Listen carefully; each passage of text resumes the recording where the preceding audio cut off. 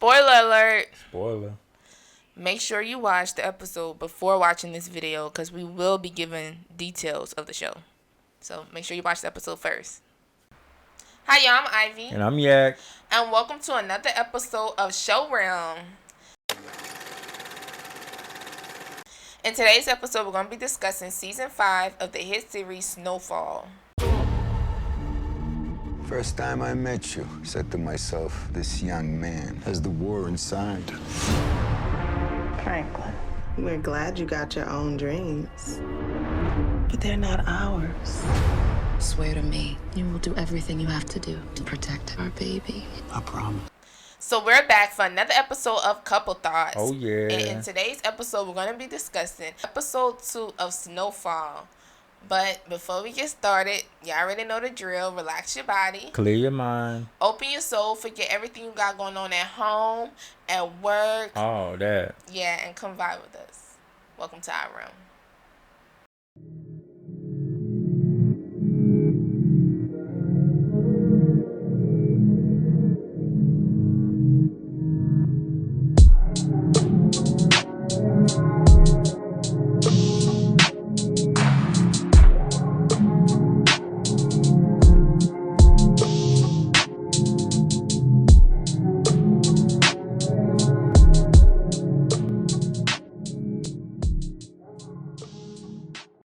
Alright, y'all. Now that we done pulled up, let's get into the episode. Right. So the first thing is going to be our favorite moment. So my favorite moment of this episode was Ivy. Was basically, he was setting them little seeds. He was putting the seeds in their thoughts. Jerome and Louis, like, is you happy? Yeah. Is everything cool? But he wasn't saying it like, is you happy? He was like, it's so good that you happy. It's so good that you're getting everything that you wanted. Yeah. And just, having a partner in crime. I'm jealous if you really want to know. Yeah. You got each other. You got money, you got the city. Hope it's making you happy. Next time you come, stay longer. And you could tell it was really working because as soon as they got out to meet, what's the first thing they did? But are we really happy? Exactly. So, I feel like that slide, divide, and conquer. So you think you're trying to cause division, or I are you do. genuinely trying to see if they're happy? Yeah, I Like, do. you think it was more so on Avi, or was it more so in just trying to gauge the state of their happiness? To trying to gauge and see, how they feeling in this business. That could be one way, but I don't think it was like that. I think he was basically, I'm going to set this out here, and we're going to find out if they really going for it. That's how I looked at it. It was nice to see Avi, because Avi's always funny to me.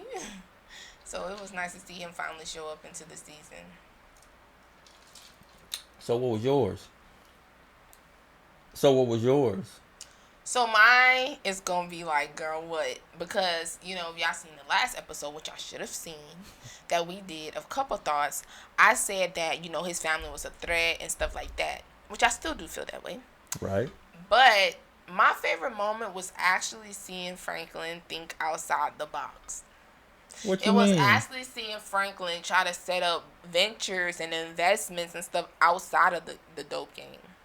What you trying to do with the money? Move it from Panama into this country and invest it in this project. Legitimately, though. I like that because his mom was trying to get him to do that for the longest, and he was just like, he wasn't really receptive to it. But now he's like, you know what, we could do this, we can invest in this would give us money, give us legal, legitimate money. That definitely wasn't my favorite moment. But that was mine, because like I said, I think it shows the evolution of his character. It shows that now he's thinking like, okay, this dope thing is not going to last forever. I'm not trying to be in this forever. So I'm going to take, the money that I'm making and actually going to invest it into something that's going to make steady money for me, that I don't have to worry about it, being illegal. It's legal money, But it's going to soften him up. That's the only thing I wonder. I don't think it's the fact of softening him up. I feel like he's maturing. That's a good way of looking at it, but I didn't like it. I'll be honest with you. The next thought is, who is the biggest threat? And y'all, who you got? Even though it was dope to see him and stuff, Reed, y'all.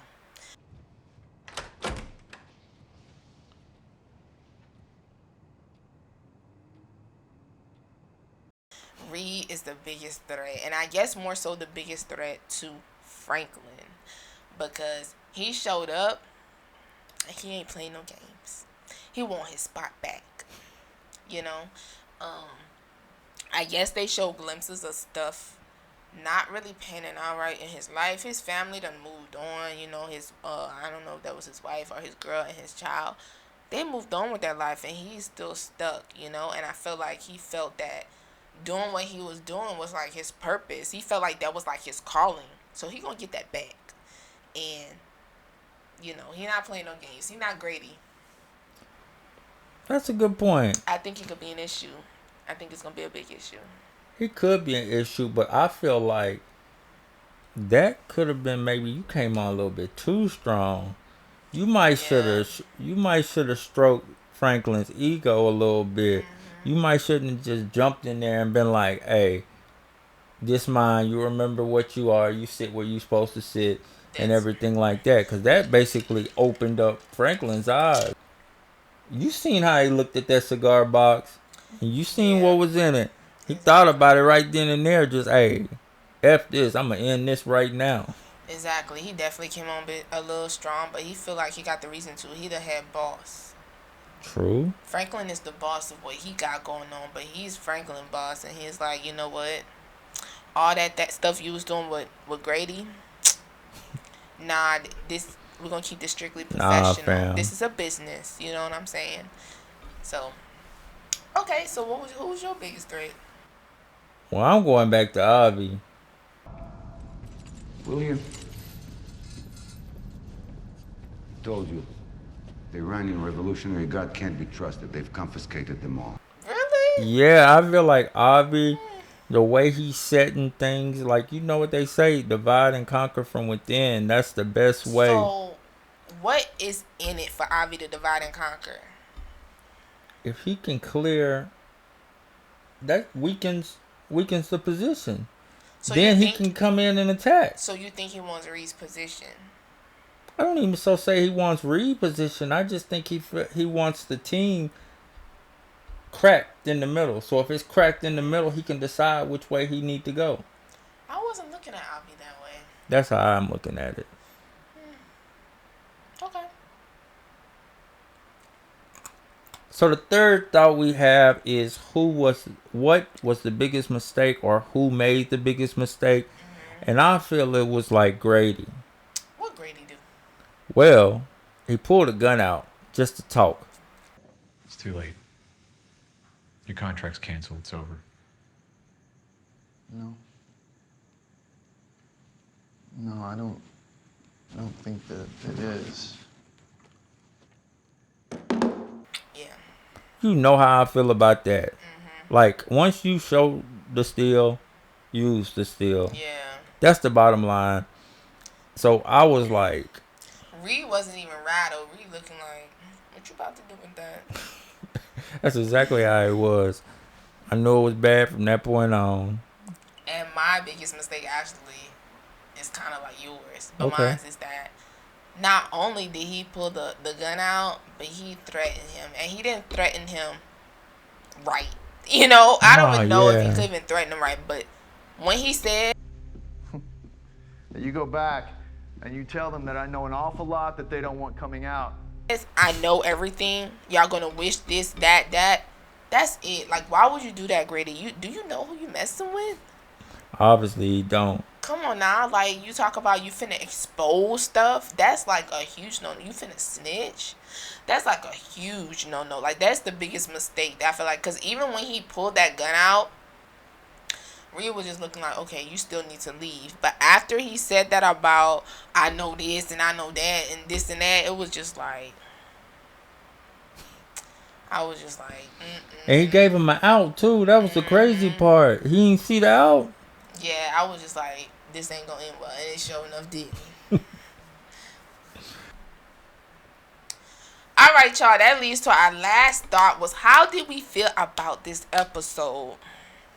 So, this episode was crazy. I felt things that were done needed to be done, unfortunately. The guy, I forgot his name, the one that was on drugs and stuff. The one, Rob. Yeah, Rob, Franklin's friend that was like, that basically had to pop the other guy. But before he did that, he told Franklin, like, oh, he don't know nothing about, what we got going on. Then the dude gonna end up talking about the FBI guy. And from that moment on, it was like Rob couldn't be trusted. Not only that was, the drugs and stuff he was on. So, Franklin had to do what he had to do. But overall, I feel like this episode was kind of like a change for Franklin. Because with not Reed, he said call him Teddy. So with Teddy coming back, it's different because Grady seemed like, him and Franklin was doing real estate together. He was funding Franklin's, his girls. I think she's like a real estate. She do something like that. Mm-hmm. So he was helping her. Franklin was trying to make legal income that could last, whenever he get out the game. But Teddy said, no. That house and stuff that you sold to Reed, you gonna have to sell it and give me the money. So basically, I feel like Teddy is now a roadblock in Franklin's way to freedom. Because Franklin feels like, dang, like, I was trying to get out. Now he's blocking me, basically, So I feel like he's kind of like taking away Franklin's hope a little bit. Yeah, so like what even happens with the shell companies? Mm-hmm. Where do they even go? Like, where his girl sit in and all this now? It's like, are they even having like the little real estate now? Mm-hmm. And that's gonna cause problems because she like, hey, you need to be out. Remember, she doing all the deadline for this, deadline for that. So of course the big deadline is when you gonna get out. Exactly. And when he was having conversations with Grady, it seemed like it wasn't just on a business level. Grady was giving him advice. Remember when they went on that plane ride? And Teddy is just like, strictly, this is what I'm doing, this is my purpose, we finna move this, we finna move, I don't really care about what you trying to do outside, you know what I'm saying? Long as this business is handled, we staying secretive, nobody that don't need, I'm thinking like how he gonna feel when he find out that the girl know everything that's going on. He ain't give no cut on the money, on no break, no price break, none of that. You get nothing. Exactly. So Teddy just became a threat. He became a roadblock. He became I don't know. It was definitely a fire episode. I want to see more leading in exactly what you saying. It's definitely a turn. I want to see how Franklin maneuvers with this. I'm also really entwined to know how Wanda handles, because now she has no job. Exactly. Leon already was like, I can't give you no help. I'm not gonna put you through that. Exactly. Which I felt like was wrong. I don't feel like it was wrong. I felt like she's a recovering addict, and he's like, you're gonna be dealing with this, unless he could have found a different place for her. But he's like, you're gonna be around this 24/7. You're gonna be around people like this. Like, I'm not trying to trigger you. He was looking out for her. Yeah, he was, but I don't think it's gonna end too well because she's desperate. Yeah. And she all but told him that. Yeah, that is true. I don't know. I'm inclined to see what happens in the next episode.